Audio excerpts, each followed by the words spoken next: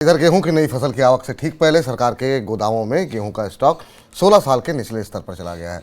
Report के मुताबिक FCI के गोदामों में कुल गेहूं का स्टॉक घट करके 77.3 लाख टन रहा और अप्रैल की शुरुआत तक ये कम होकर के बफर के लिए ज़रूरी स्टॉक तक आ सकता है। बफर नियमों के मुताबिक 1 अप्रैल तक सरकारी गोदामों में 74.6 लाख टन गेहूं का स्टॉक होना ज़रूरी है। इस बीच कुछ राज्यों में नई फसल के गेहूं की आवक भी शुरू हो गई है और सरकारी एजेंसियों ने वहां पर वे खरीद शुरू कर दी है। माना यह भी जा रहा है कि इस बार गेहूं की आवक के पीक सीजन में सरकारी एजेंसियों की खरीद को बढ़ावा देने की तरजीह दी जा सकती है और निजी एजेंसियों को थोड़ा रुक कर खरीद करने के लिए कहा जा सकता है। आधिकारिक तौर पर गेहूं की खरीद सीजन 1 अप्रैल से शुरू हो रहा है। सर, ये इतनी बड़ी गिरावट की वजह आप क्या मानते हैं?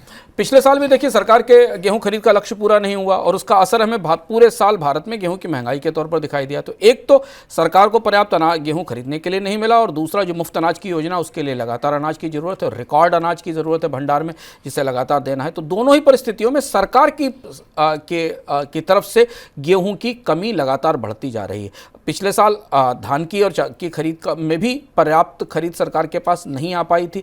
तो अब यहाँ से एक जटिल परिस्थिति बाजार में बनती दिखाई दे रही है। रबी की फसल की हार्वेस्टिंग शुरू हो गई है, बाजार में गेहूं आने की व्यवस्था शुरू हो गई है और अब सरकार को एक करना पड़ रहा है कि वो प्राइवेट सेक्टर को गेहूं खरीदने से रोकेगा। इस बात के संकेत हैं मंडियों में, उत्तर प्रदेश में, राजस्थान में, मध्य प्रदेश में, कि प्राइवेट कंपनियां जो आमतौर पर सीजन में सबसे आगे आकर गेहूं खरीदती हैं क्योंकि उन्हें अपनी आपूर्ति के लिए, सप्लाईज के लिए जरूरत होती, उन्हें रोका जाएगा और एक कहा जाएगा कि पहला गेहूं सरकार को बेचा जाए। सरकार पिछले साल गेहूं खरीद का लक्ष्य पूरा नहीं कर पाई थी, इस साल भी वो लक्ष्य डावाडोल दिखाई देता है ऐसी परिस्थिति में जबकि बाजार में गेहूं की कमी दिख रही है। जी, लेकिन सर अगर निजी सेक्टर को भी अगर रोका जाता है, जैसा आप सब अभी बता रहे थे, तो फिर कीमतों पे किस तरीके का असर देखने को मिलेगा? गेहूं की कीमतें कम होने की उम्मीद तो अब नहीं दिखती क्योंकि सरकार का अनाज भंडार साइकोलॉजिकली, मनोवैज्ञानिक रूप से बाजार में को एक संकेत देता है। जब सरकार के अनाज भंडार में जरूरत से अधिक गेहूं होता है, बफर नाम से ऊपर गेहूं होता है, तो किसान को भी ये दिखाई देता है कि बाजार में गेहूं की आपूर्ति पर्याप्त है। अगर कीमतें बढ़े तो सरकार अपने भंडार से अनाज बाजार में छोड़ सकती है,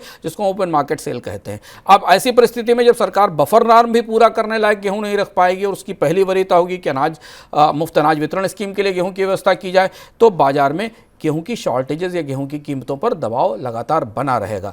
और इसलिए जिस अनाज की महंगाई को हम पिछले 2 साल से देख रहे हैं, वो महंगाई इस साल भी एक और फसल के बाद, तो ये तीसरी फसल होगी, रबी की पहली फसल, फिर रबी की खरीफ की फसल और इसके बाद भी गेहूं की कीमतों में, अनाज की कीमतों में कोई बड़ी बढ़ोतरी नहीं होने वाली। और शायद यही बात है कि वित्त मंत्रालय की जो आर्थिक समीक्षा रिपोर्ट आई थी पिछले सप्ताह और उससे पहले रिजर्व बैंक का जो रिव्यू आया था, दोनों में इस बात को परोक्ष रूप से, स्पष्ट रूप से तो नहीं, गेहूं का नाम लेकर नहीं, लेकिन परोक्ष रूप से इस बात को रेखांकित किया गया था कि खाद्य महंगाई, फूड इन्फ्लेशन की चुनौती आने वाले समय में जारी रहेगी। तो निश्चित रूप से खाने की महंगाई आने वाले समय में भी आपको परेशान करती रहेगी।